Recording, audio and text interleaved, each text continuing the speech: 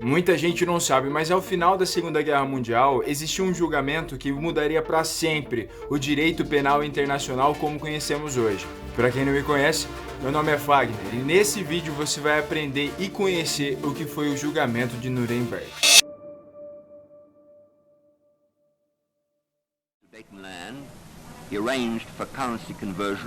A fim de julgar os crimes cometidos pelos nazistas, uma série de julgamentos foi realizada na cidade alemã de Nuremberg em 1945 e 1946. Entre os acusados estavam oficiais do partido nazista e militares de alta patente, bem como empresários, advogados e médicos que colaboraram ativamente com o projeto nazista. É importante lembrar que Adolf Hitler não foi a julgamento porque cometeu 30 de abril de 1945, quando o Exército Vermelho da URSS se aproximava de Berlim, e com ele a derrota nazista.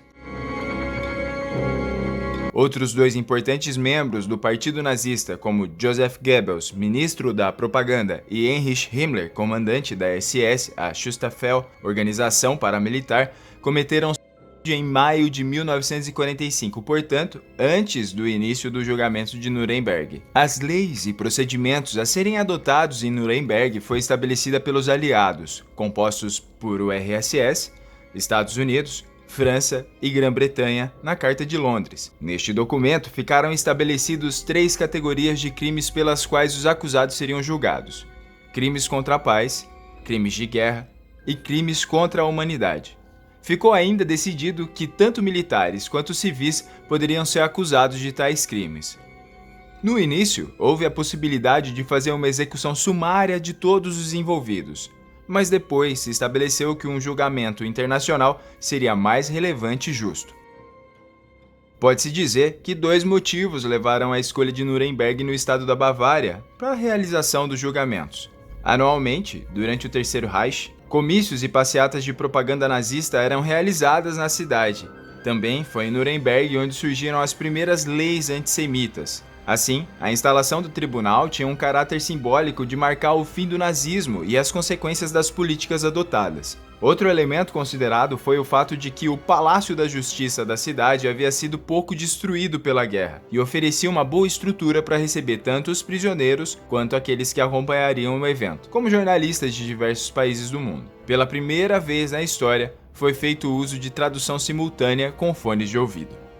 Foram 24 indicados, dos quais um não foi a julgamento por motivos de saúde e outro por ter cometido antes do início do mesmo. O principal argumento utilizado pelos advogados de defesa foi que os crimes de que os réus estavam sendo acusados não eram ainda considerados crimes quando aconteceram. Dos 22 réus, 3 foram absolvidos, 12 condenados à morte, 3 condenados à prisão perpétua e 4 condenados a cumprir entre 10 e 20 anos de prisão. As execuções ocorreram em 16 de outubro de 1946. Polêmicos da época, os julgamentos de Nuremberg ficaram conhecidos como um marco do direito internacional e no estabelecimento de uma Corte Internacional Permanente. Desde 1946, ele existe no âmbito das Organizações das Nações Unidas, a ONU, a Corte Internacional de Justiça, também conhecida como Tribunal de Haia, que tem por função julgar estados. Em 2002, criou-se a Corte Penal Internacional, que, como os julgamentos de Nuremberg, tem como objetivo julgar os indivíduos por crimes de guerra, crimes contra a humanidade, genocídios e crimes de agressão. Mas você deve estar pensando como que tudo isso funcionou, como que esse julgamento se desenvolveu. O procurador-geral norte-americano Robert H. Jackson, apelidado de Justice Jackson, coordenou representantes dos Estados Unidos, Grã-Bretanha, União Soviética e França para formar as leis e as equipes que conduziram o julgamento. O tribunal deveria julgar os réus sob a alegação de que a Alemanha nazista executou uma conspiração global de dominação. A acusação era formada por 4 equipes, cada uma representando um país aliado.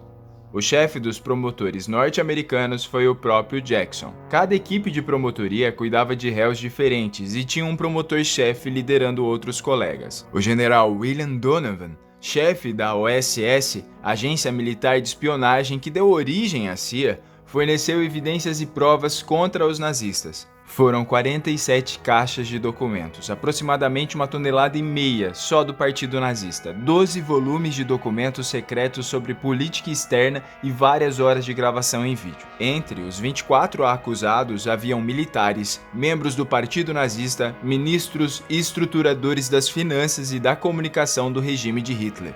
A ideia era focar além dos réus, criando um precedente para que todo o aparato nazista de agressão e repressão pudesse ser indiciado no futuro. O Tribunal de Nuremberg inspirou a Convenção de Genebra, que é uma espécie de Constituição das Guerras, leis de guerra internacional, e contribuiu para a Declaração Universal de Direitos Humanos de 1948. Bom, agora, antes de encerrar esse assunto, eu vou contar para vocês sobre um dos principais réus do julgamento de Nuremberg e os seus respectivos comportamentos. Hermann Göring, número 2 na hierarquia nazista.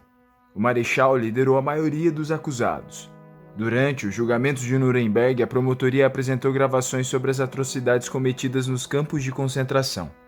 Durante a exibição do filme, que durou aproximadamente 14 minutos, Göring virou o rosto para a direção contrária para não poder enxergar o que estava sendo exibido. Ele não abaixou a guarda durante todo o processo. Após a condenação, ele pregou sua última peça contra os aliados, cometendo suicídio antes de ir para a forca. Albert Speer, o ex-ministro de armamento, adotou um discurso de arrependimento em relação ao nazismo e escapou da pena de morte. Pegou 20 anos de prisão. Rudolf Hess, o secretário particular de Hitler, bancou o louco durante o julgamento e recebeu a prisão perpétua.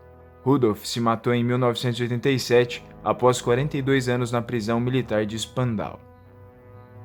Hal Dönitz, o líder da Marinha, pegou só 10 anos de prisão graças à carta de um almirante norte-americano declarando que sua conduta de guerra havia sido justa.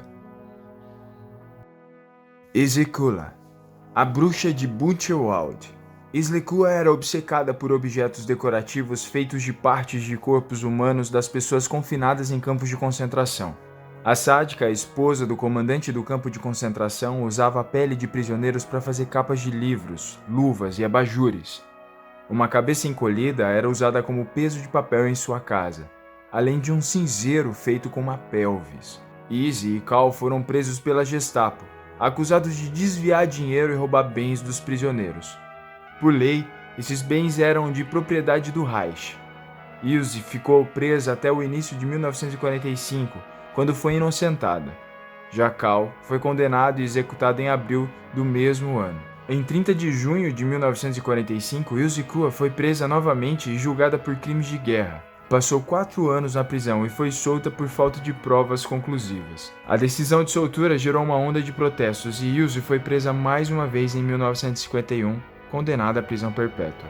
Na prisão, sofreu de transtornos psicológicos. Relatou que estava sendo assombrada pelos prisioneiros que matou e torturou.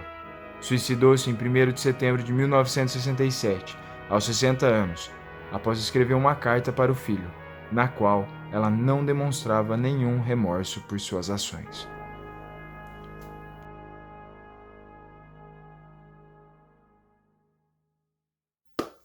E é isso. Fazendo esses vídeos sobre a Segunda Guerra, o último sobre a explosão das bombas de Hiroshima e Nagasaki, a guerra dos Estados Unidos contra o Japão, e esse sobre Nuremberg, eu acabei pesquisando muita coisa sobre os campos de concentração, sobre as atrocidades que aconteciam por lá, as atrocidades que aconteceram na guerra.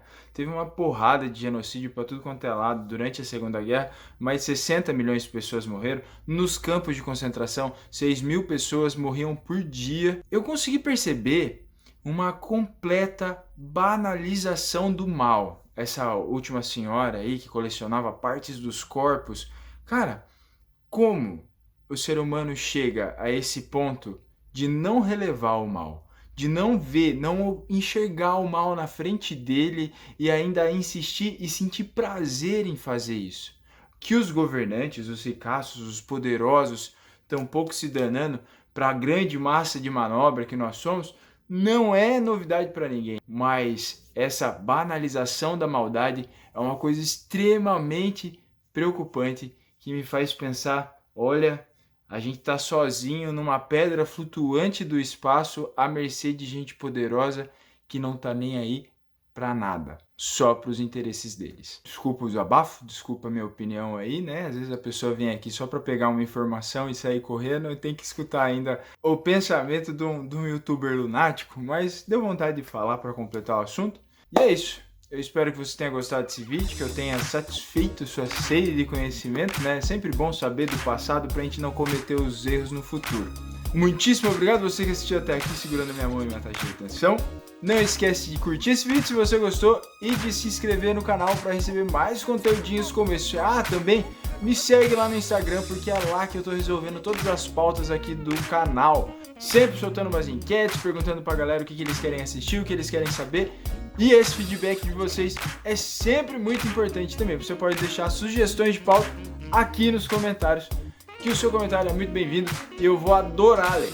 Bom, é isso. Eu vou ficando por aqui. A qualquer momento eu tô de volta. Um beijo.